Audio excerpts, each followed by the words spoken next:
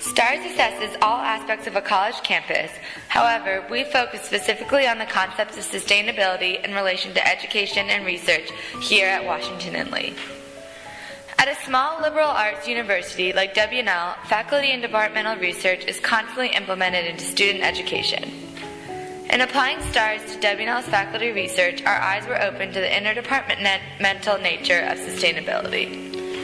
On our small campus alone, we were able to contact professors in the biology, geology, English, sociology, and economics departments who were all actively engaged in research which directly addressed the concept of sustainability.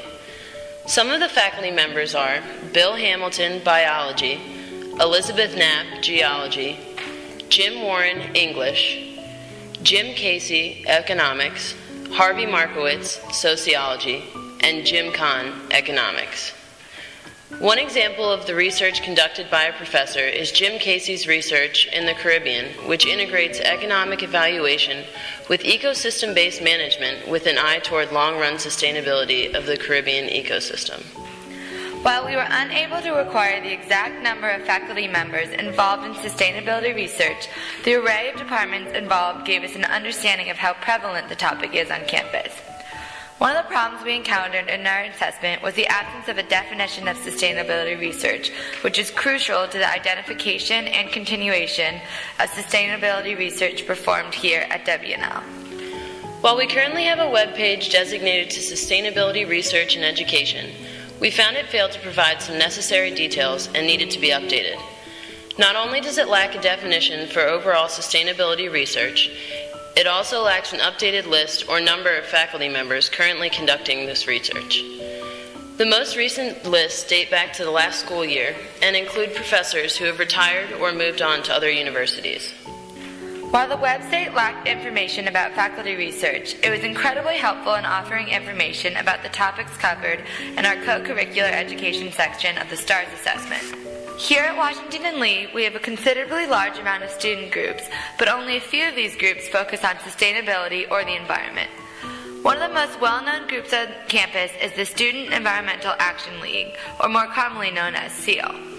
This group aims to increase environmental awareness among students, promote campus sustainability, and inform students about environmental service opportunities.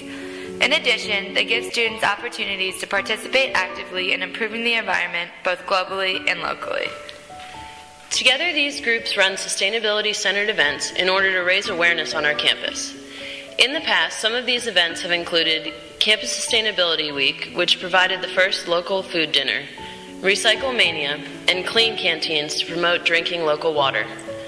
More recently, we've participated in the Light Bulb Exchange, hosted by SEAL, Boxerwood Fall Cleanup, and have provided multiple environmental studies luncheons. What we're trying to do is get people to change their attitude basically about their worldview. I think, most people are interested in money, power, security. The idea of looking after the next generation, we have a hard time looking very far down the road. To keep us mindful of the future, Washington and Lee displays signs around campus in places such as the co-op, the marketplace, the hallways, and even our president's house. The multiple posters and flyers encourage students to modify their wasteful behavior as well as to participate in our campus's sustainability efforts. Finally, the organic garden located on back campus helps to provide food to Washington and Lee's campus kitchen program.